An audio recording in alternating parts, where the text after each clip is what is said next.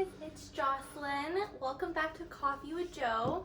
Today's beverage is water in a water bottle because it's 10:53 at night, and I'll be talking about why I'm filming so late at night soon. So it has been a long time, and it's probably been 2 months since I did my last video. My last video I did, I believe, was on New Year's Eve or New Year's Day. And that day is literally when everything changed. Literally right after we did the video, everything just spiraled and went downhill. And I haven't really had much energy until recently to do a video. So yeah, I'm going to be talking about what has happened in the last 2 months. It might be a little bit of a longer video just because a lot has happened. And also a disclaimer, I'm going to be talking about some digestive issues, so if you have a little bit of a weaker stomach, it's just a fair warning. I won't be going into too many details, but yeah, just a fair warning. So New Year's Eve, I filmed my video and I posted it and everything, or New Year's Day, and I had a really bad sore throat New Year's Eve going into New Year's Day. And I wound up getting really, really sick, actually. And I had to go get COVID tested, and it came back negative. So then I called my doctor and wound up getting a chest infection. So I had my chest infection on top of what's going on with my head, on top of what I got diagnosed in November, which is ulcerative colitis. And when I got diagnosed in November for ulcerative colitis, they put me on an antibiotic, which is called 5-ASA, and it's an inflammatory, sorry, not antibiotic, an inflammatory, and to help with the inflammation of my ulcerative colitis. And it worked for about 2 weeks, and my body just started rejecting it completely. This is where it kind of gets gross. So I couldn't keep in anything. The moment I ate, the moment I drank even just water, I was on the bathroom. And when I was in the bathroom, I was in the bathroom for like half hour, just going to the bathroom. It was really, really bad. There was no substance at all. It was all liquid, and there was blood. And up until 2 weeks before I was admitted in the hospital, I started throwing up. And that, for those of you who don't, or those of you who do know me, I don't throw up. Even if I get the stomach flu, I rarely throw up. I just gag a lot. So when I was actually throwing up, that was a big sign that there was something wrong. And I should explain. So ulcerative colitis is when your stomach, or not your stomach, your large intestine, it flames, like it flares up. And I have sores all over my intestine, and they flare up, and they cause you to go to the bathroom a lot, and it's not good, and you can bleed, and it's very, very painful and stuff, and it's not healthy, and it really, really sucks. So yeah, so I had a doctor phone call. So what happened? Okay, my brain's all over the place right now because I'm also on steroids, so that's another thing. But yeah, so I had my surgeon call me on a Tuesday. The surgeon who did my colonoscopy called me on a Tuesday, and he said that he asked me to, like, I guess he does like a 3-month follow-up after the surgery with the patients, like see how they're doing and stuff. So he called me and asked me for an update. I was telling him everything, all my symptoms, how they got way, way, way worse, and then nothing was working. And he was like, that's not good. It's really bad. I'm going to refer you to a GI, which is like a stomach doctor. And he called me Tuesday in the morning, and then Tuesday during the day he called me 5 times again, which was getting a little concerning. Just keeping on checking on me, which, I mean, it was good. Like, I've never had a doctor be so efficient and like really like work for me and stuff. But he called me 5 times during that day to check on me. He told me that he actually ran into the GI doctor and talked to him in person specifically about me twice. And then the last phone call I got on that Tuesday was that he wanted me to go into cancer care for emergency testing the next morning. That was really, really scary. I didn't know why specifically cancer care. Like, I asked him what kind of testing. He said just blood work, but it was very specific blood work. And I was like, okay. And he's like, can you come in first thing at 9 a.m.? You need to be here tomorrow morning. I was like, okay. And it was really, really scary. I was like, do I potentially have cancer? And with ulcerative colitis, you do have a greater risk of getting cancer. It's like 36% or something like that. Plus my mom also had colon cancer, so I'm at even a higher risk on top of all that.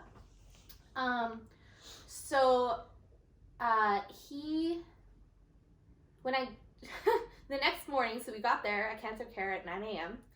And when I got there, we went in line to the lady, and she asked me for my name, and I said my name, and she couldn't find my paperwork, so she asked me to just take a seat until she talks to some guy. So this guy walks in, and he's like, is Jocelyn here? Like, the first thing he said was, is Jocelyn here? And she's like, yeah, but I can't find her paperwork. And he's like, well, where is she? And she's like, well, she's sitting over there. And he's like, oh, her paperwork's over here. We got to get her in, like, right now. Like, he was, like, in a panic almost, and it was freaking me out a little bit.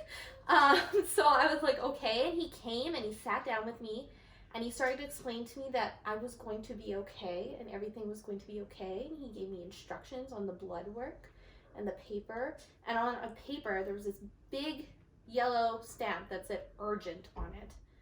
And it was just made everything more intense and more scary and stuff. So I went in to do the blood work. There's 3 people ahead of me, but they took me in right away. They jumped me in right away. And so I went to go do my blood work, and it was just so surreal, because the questions that they ask you at cancer care are not the same questions that they ask you at a regular blood clinic. They ask you if you've had your chemo. They've asked you if you've been on this drug, this drug, this drug. They ask you if you've been pregnant. They ask you all these different questions, and it hit me really hard. Like, this is real. Like, this is a real thing that's happening right now. So they did the blood work and everything, and that was the Wednesday.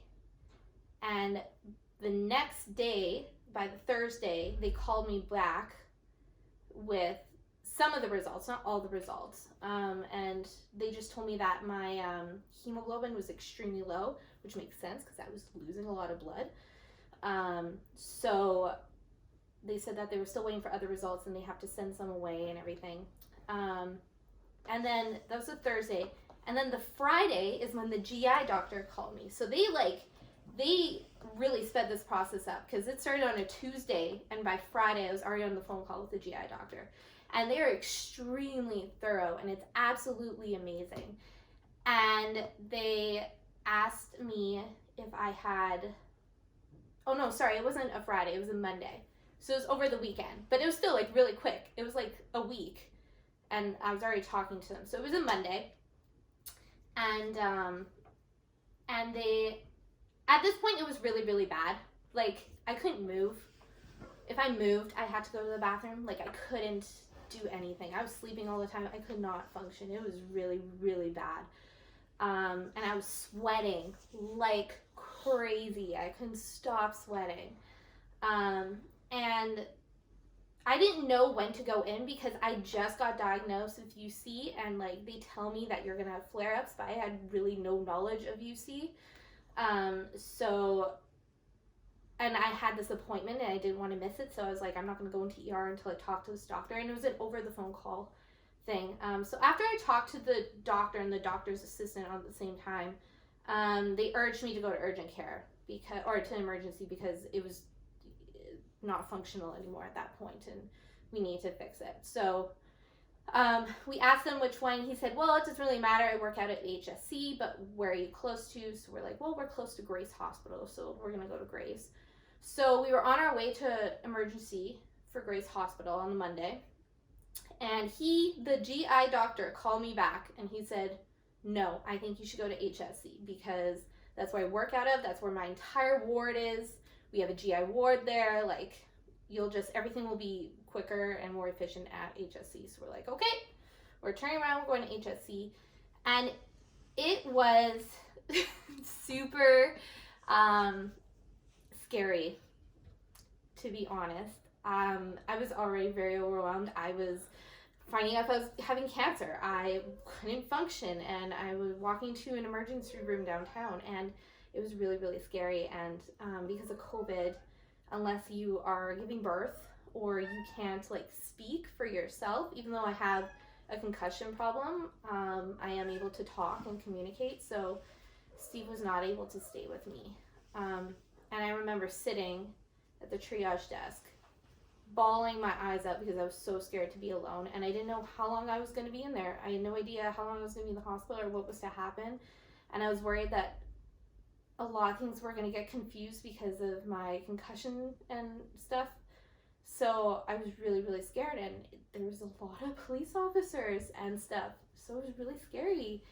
And I was just bawling, and the nurse was so good. She told me that there was no one violent in there, and that I was completely safe, and she put me in a chair rightly across from her, and she said I can come and walk and talk to her at any time.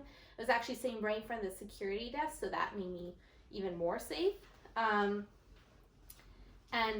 So she was really, really good. So unfortunately, I was not allowed to have anyone in the hospital, but it worked out. And they told us when I got there that it was an 8-hour wait. I got into a room within 2 hours of being there, so they expedited me really quick. But I think the reason why was because one of my symptoms is technically a COVID symptoms, the runs. So the moment I got into a room into HSE, I was isolated because they had to test me for COVID to make sure I didn't have it, even though we knew why my symptoms were the way they were. So yeah, I'm not going to talk about my whole experience because I could be sitting here for hours talking about it, because I was in the hospital for 6 days, was admitted. But I was in ER for over 24 hours, and then I finally got a room in the GI ward. And in the ER, they started me on a steroid called prednisone through the IV. And basically, they explained to me that steroids is not the solution to UC, but it stops the fire. So it was like forced fire, and the firefighters are shooting the fire out and whatever. And that's what steroids does. And then what I'm going to be talking about later, which is a biology, is your long-term solution for UC, and it doesn't cure it, but it helps it.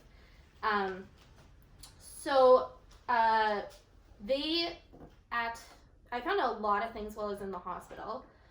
First of all, I found out that UC, it can affect like parts of your colon, so you can get like the part that's affected removed and stuff like that. But I found out my entire large intestine has it. It's all over. I guess like if you have 5 or more spots, they consider it to be your entire large intestine affected by it.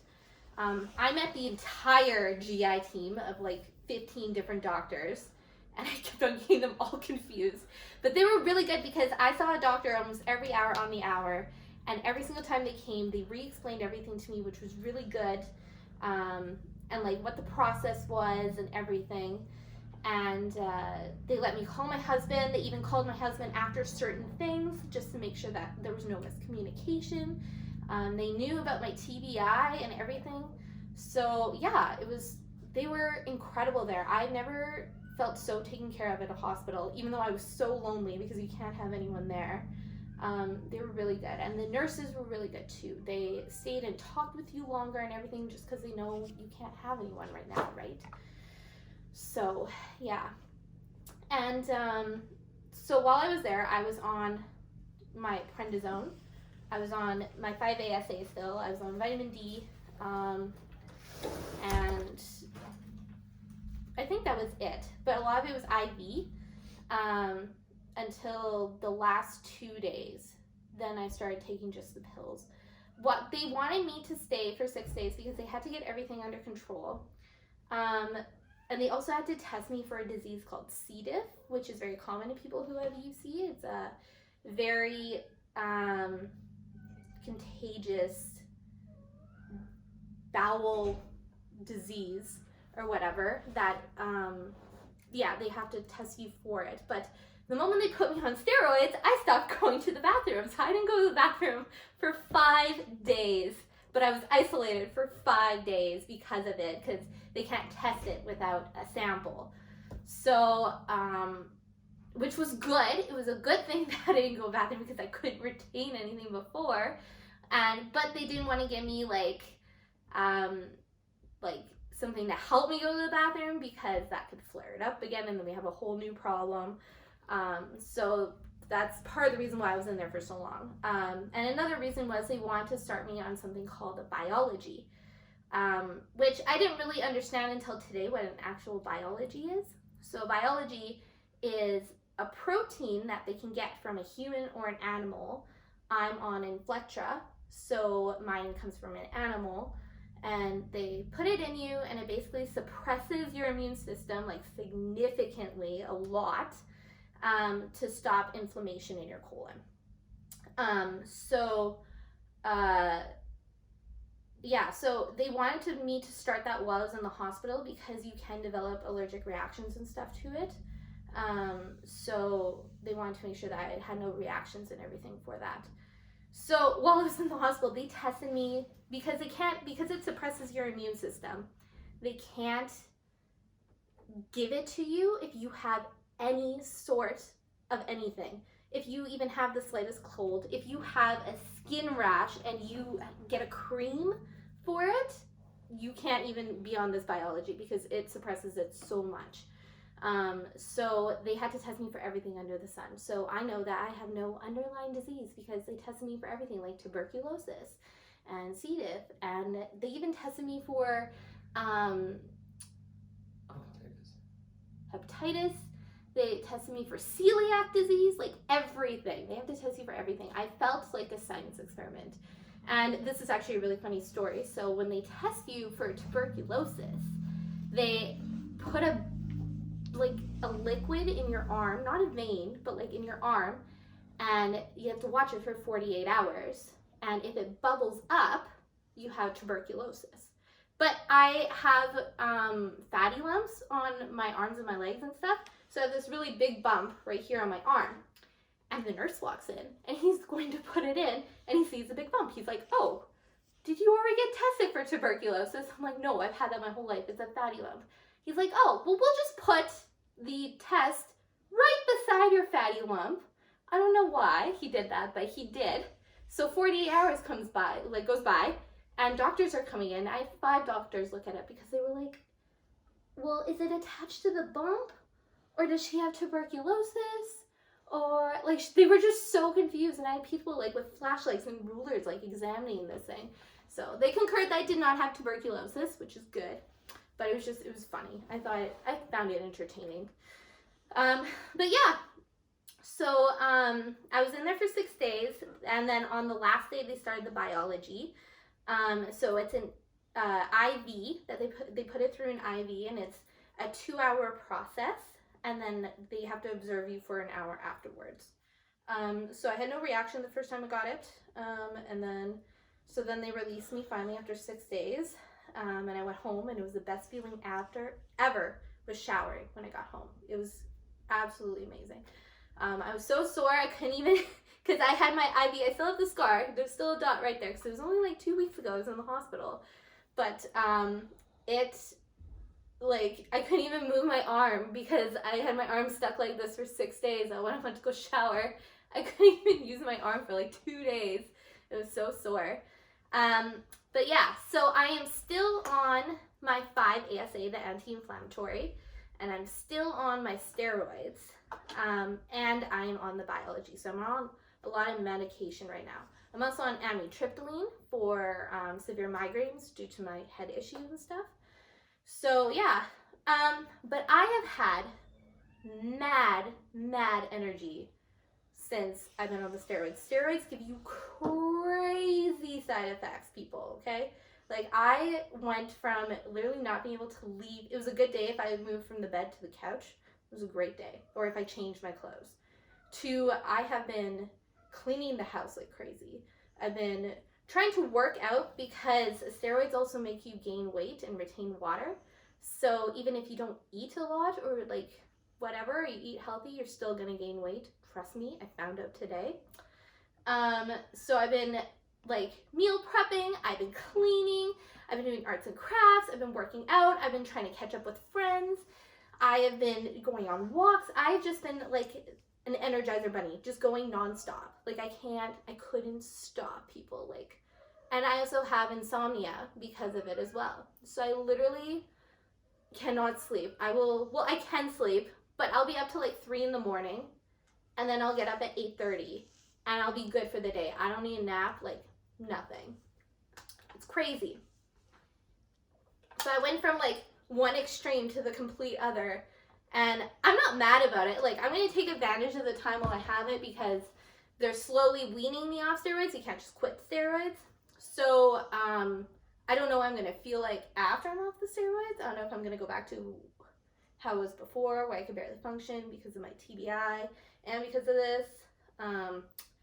So I'm just going to take advantage of it while I can and do everything I can and get into good habits now, so that when I'm off of it, it's easier to stay in those good habits. Yeah, so insomnia, mad energy. I can't cry. So we found out a lot of kind of devastating things that come with UC, and a lot of things that kind of changed my life forever now. Those things normally would make me cry, and like other things have happened since I've been on the steroids that make me cry, but I can't like actually shed tears. Like, no tears will come down my face, unless I've only cried twice. One's from laughing really hard and one's from cutting an onion, and that's it. But I can't like cry being sad. And I need to cry. I think I need to cry. I haven't been able to cry about this at all yet. But I just can't. When I do get sad though now, I like have a hard time breathing, and I start kind of hyperventilating, and my heart starts racing. And it's a very rare side effect of the steroids, but it can happen in people. I also have gained lots of weight. So I've been meal prepping, and I've like been eating really, really healthy. I've been eating a lot because it also makes you really, really hungry, steroids. But I've been eating healthy, and I've been drinking water, and I've been like working out and stuff. But I've gained 20 pounds in 2 weeks. 20 pounds. I found that out today when I went to go for my injection. I couldn't believe it, and I can feel it. I have a little bit of a tummy right now. It's a little crazy. My brain is like this all the time now. So like before, like I couldn't keep thoughts in. Now I am having a hard time, like, what do I think about? What do I talk about? You could probably notice it in this video. And I'm just like really hyper all the time. And there are times where Steve like will look at me, and we're watching TV, and I'm not even looking at the TV. I'm staring at a wall, and I'm not blinking. Like, it's insane. I can't. Yeah. So it's good because I haven't felt that great in a long time, but it also sucks because it's all because of steroids, and I actually don't know how I'm really doing right now. Diet-wise, nothing has flared me up because of the steroids. So there's obvious things I'm not doing. I'm not drinking alcohol. I'm not drinking coffee. I am drinking decaf because I do like the taste of coffee, and that seems to be okay for me right now. I'm zero lactose. We don't have lactose in this house anymore. Everything's lactose-free milk, lactose-free cheese, lactose-free yogurt. Steve's totally on board. It's great. So yeah, this whole house is lactose-free now. Carbonation seems to be a bit of an iffy thing for me. We had, for Valentine's Day, we had a non-alcoholic champagne, and I had a couple glasses and my stomach was really hurting. So I'm staying away from carbonation. And like citrus, like really citrusy, acidy type things, because those are like main flare-ups, and like seeds and raw lettuce. Those are main flare-ups for UC people. But because of my steroids, it's literally masking everything. So I don't know what actually flares me up and what doesn't until after the steroids are gone. So we have to wait. And it sucks because what works, everyone who has UC has it completely different.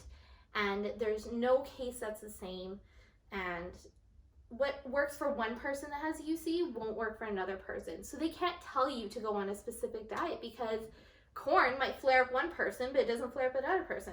One person can eat like a whole bunch of salads. I can't eat salads. I know that because it did flare me up before I was on steroids. So, like, it sucks because in order for you to figure out what you can't eat, you have to have a flare up. And that's probably what I'm most afraid of, because I don't want what happened to me before happened to me again, because it was terrible. I wasn't living. It was really, really bad. So I am very nervous for that, for being off the steroids and seeing like what my life is gonna actually look like afterwards. And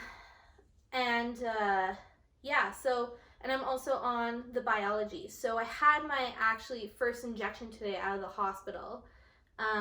What's happening is that I had my first one in the hospital, then 2 weeks later you get this one, which was today. Then in 4 weeks, so in a month, I get my next one, and then after that, it's every 2 months that you get your injection. And you just go to a place. It's a 3-hour process. You sit there, you can see my bruising. They had to poke me twice, here and here. But they stick an IV in you. I'm no longer afraid of needles. I was before the hospital. I'm not anymore. But they stick a needle in you, and they just, put the biology. And then they watch you for an hour afterwards to make sure you have no reaction. The thing is, because I am on steroids, we don't actually know if Inflecha works on me. Steroids literally mask every single thing ever. And my immune system is also doubly suppressed right now because steroids also suppresses your immune system. So I have to be really, really careful, especially during the pandemic. I found out today that I don't even know if Inflecha works on me because of my steroids. So we won't find out until after my steroids to see if it works. And the prayer is that it does work, because if it doesn't, the next thing is getting my colon removed, and that is not something that I want to have done in my 20s. So prayers are appreciated during this time right now for the future and what it holds, because we don't really know what's going to happen, and it's scary. And now I have 2 things to worry about before my life gets back to normal. I have my whole head issue, which I still have no official diagnosis yet, and now I have this, and I have to get this under control. So I want to talk about something that is really important to me, though, and that's you guys. The amount of support, and if I was not on steroids, I would be crying right now, because it's insane the amount of support and prayers that we have had from everyone. I can't even explain how amazing it is. I found out that there was whole companies praying for me. Like, I just can't, like, people like in the States that my parents knew were praying for me. Like, people across the world were praying for me. It's insane. And it just shows what prayer does, because if I had no prayer, who knows where I would be right now. And God does amazing things. So I just want to thank every single person who has prayed for us. They are appreciated so much. We also received a huge financial blessing. And it has changed our lives, like actually changed our lives, and has put us in a place where we can actually start going at our debt and actually start living now. And I just want to say thank you so much to all those people who have donated to us. I can't. God works miracles, and it was a miracle. The whole time while I was lying here lethargic, the whole time I was alone in the hospital, the whole time not knowing, even right now, not knowing what my future is going to be, like, God is still completely under control. And he worked behind doors in people's hearts to help us. And I just can't put into words how appreciative we are of that. So I just want to thank you guys so much for that. And yeah, it's been a wild 2 months, people. Like, I'm not going to go into more detail. I'll go into more details per video that I do, because a lot of things are going to still be happening and stuff. But I just want to thank everyone so much for everything. I actually, also another thing I want to mention is, while I have been talking about my digestive problems, I've actually had numbers of people who I talk to, who I haven't talked to in years, who I've talked to maybe like once in my life, actually come out and tell me about their problems, and seeing that I've inspired them. And like, you guys coming to me and telling me that I've inspired you to live a healthier life, or you've reached out and you've told me about people you know or you yourself have EUC, has inspired me to keep doing these videos. So I'm going to keep doing them. I just want people to know out there that if you have UC, Crohn's, IBD, a concussion, anything, and you don't want to talk about it, because there is a stigma around it, especially being a lady, no one really likes talking about the gross things. It's not pretty, it's not feminine to have bowel movements and to have struggles and stuff like that. So I want to stop that stigma, because there is a stigma around it, and a lot of people don't talk about that problem because it's embarrassing, and it shouldn't be. We're human, and we're not perfect, and we have problems. Everybody has problems, and we should be allowed to talk about them without fear or rejection or being embarrassed. And I think it helps to talk about it. So if you need prayer, if you need advice, if you just want to talk about the gross things, like, please message me. I'll try to get back to you like as soon as possible. Some days are worse than others with my TBI, so either that or I'll have to get my husband to read it or something. But like, I'm not gonna share personal information with anyone. But if you just want to talk, I'm here for you. You're not alone. And yeah, that's all I have to say. So thank you for watching. I know it was a super long video, but I hope that now I'm on the mend, that I'll be able to do more videos for you guys and talk about things more. If you have any questions, feel free to message me. I'll try to address them in my videos as well if you want me to, or if it's a private question, I won't address it at all. But yeah, thank you so much. Bye.